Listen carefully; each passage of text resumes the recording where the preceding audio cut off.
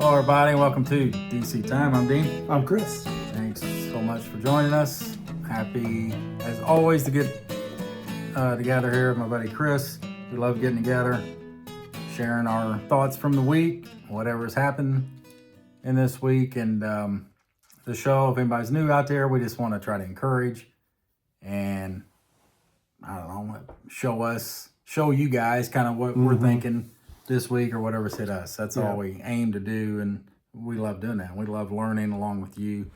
Appreciate you all out there, all the comments and everything out there. We do appreciate and love you all out there. So with that, I'm going to read. Christy got an article he was reading that he really liked, and he was sharing that with me, so we might talk about that. First, I'm going to read something here in Paul to the Colossians. This is Colossians 1. I'll start here in 9. Therefore, we also, from the day on which we hear, do not cease praying for you and requesting that you may be filled full with the realization of his will in all wisdom and spiritual understanding, you to walk worthily of the Lord, for all pleasing, bearing fruit in every good work, and growing in the realization of God, being endued with all power in accord with the might of his glory, for all endurance and patience with joy, at the same time giving thanks to the Father, who makes you competent for a part of the allotment of the saints. Okay, it's a lot. We're going to spend the next year, I think, on all these things, all these words, all of that, and all the beauty of what Paul is telling the Colossians, right?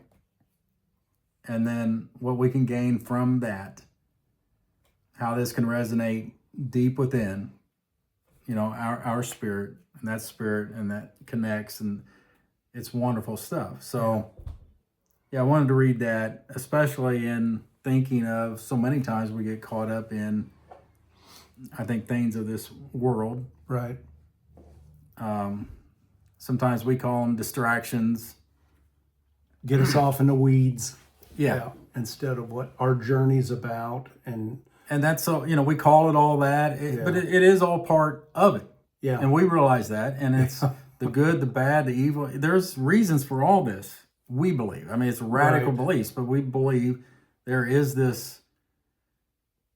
Obviously God has it like this, so there's this need for it, or he wants it and wills it like this for now.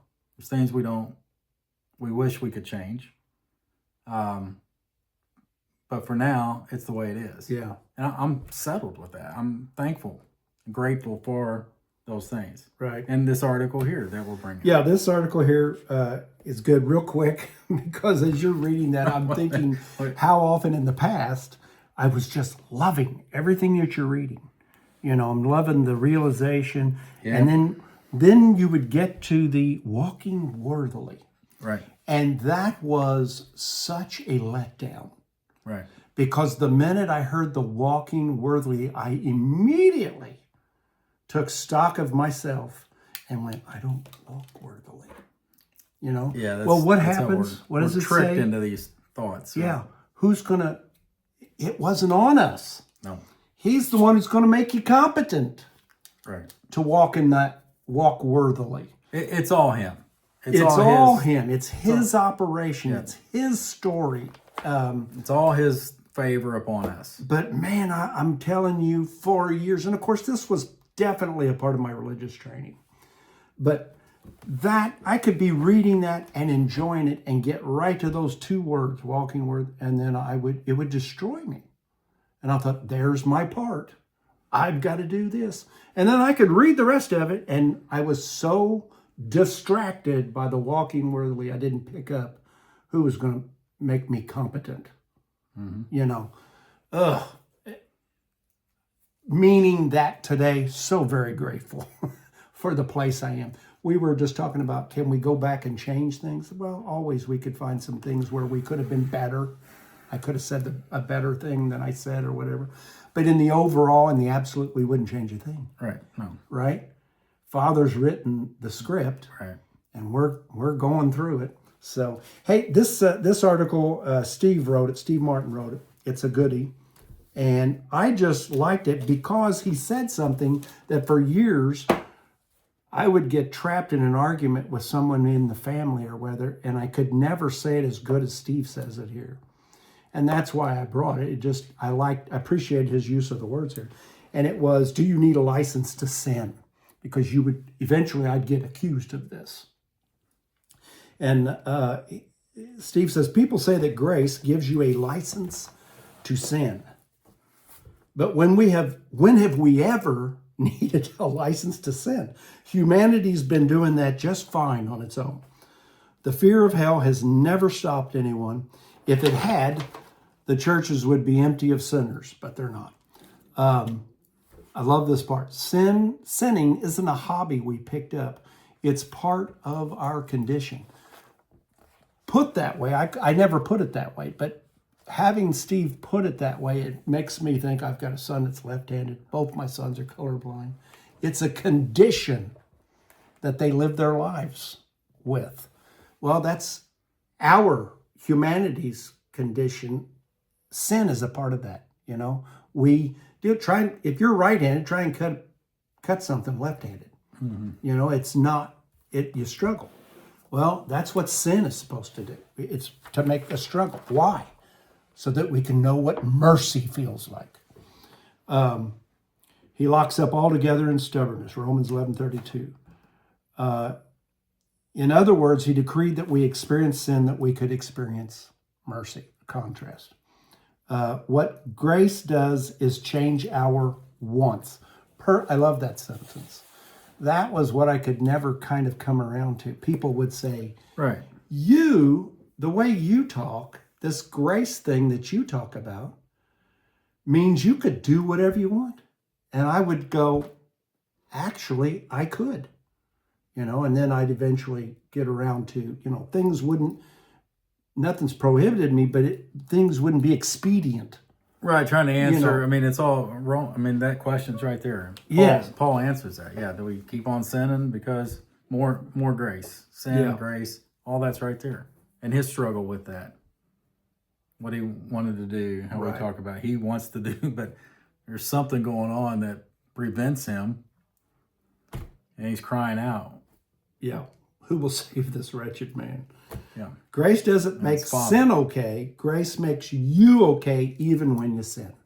I just appreciated how succinct and how he put that, and it made me think back. Oh man, I wish I, had seen that with other arguments. When someone would say that, gosh, sounds like you think you could do anything. And I'd say, well, that is the weight that grace carries. Supposedly, it super exceeds sin. That's what Scripture tells me. So these things, right, to me, they go into a deeper place. Yeah. It's hard to put words to, or hard to fully understand, but when it hits or resonates, you're like, oh, yeah, it's wonderful it's his very life, his very spirit. It's given to us. That's the only thing that makes us go. It makes us operate. There's nothing in the human that can dredge us up or do something right to get, like we would think of those kinds of terms. Like we had to do something better or stop this or do this. And there's nothing in our... We can't operate. No, and I was looking at this... We touched on it maybe a week or two ago. I can't remember. But I've been looking at this idea of this celestial work that we hear, that we're going to do to help reconcile the celestials. Colossians 1:20 talks about that very thing, reconciling the celestials. And I wonder about the Jewish part of Scripture that talks about everything the Jewish, and we call them a terrestrial people. Their kingdom will be here on earth. We read about that whole 1,000-year kingdom. and that's terrestrial. And I often wonder, how often do I get caught up in that terrestrial message? And the thing, it's really I guess you would say, get caught up in the circumcision gospel, maybe. But it's part of that religious system. I get in trouble when I say our religions today are just mocks of Judaism. The Protestant, the Catholic, it's all a mock of Judaism. And I get in trouble with certain family members when I say that. But that's how I see that. And it gets real easy to get down in the mud and the weeds of that. And yet, I think my thoughts, it says in Colossians, should be above. Mm-hmm. And so then when I start centering my thoughts on the celestials, that's difficult to work out in your head. that's an unknown. Going into the spirit realm, so yes. to speak. Paul dives into this heavy.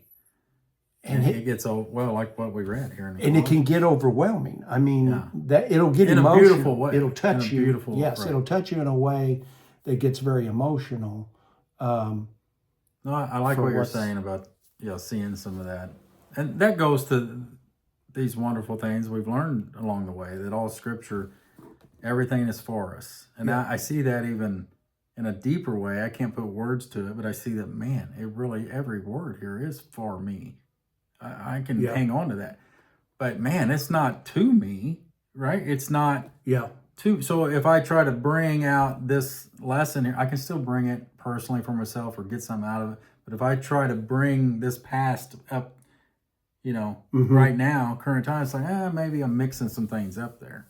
Yeah. And that can get a little tricky. That's just a little tidbit there or something. Right. I've learned along the way that not everything is specifically to you. Yeah, and now I've had the opportunity when I've shared that with some people. Some people look at you like you got two heads on your shoulder. They don't know what you're talking about. Sometimes I do. I think but but I have shared that, and that's been freeing when I have shared. Yeah. We've got a friend that we bowl with that freeing. Was a significant statement to him when I said, all of Scripture is profitable for us to read and to look at, but not all Scripture is to us.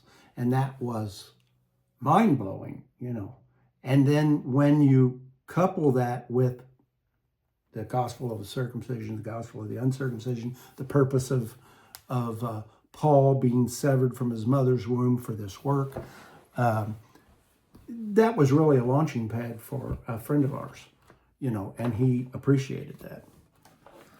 So. All right. Well, we'll stop there. I guess we'll stop there. I don't have much else to say. Well, we got a lot more to say. Oh, well, we could say a lot more. Throwing things out there. Trying to be transparent. All right. We love you all. Thanks for joining us. Take care. We'll see you next week. Bye.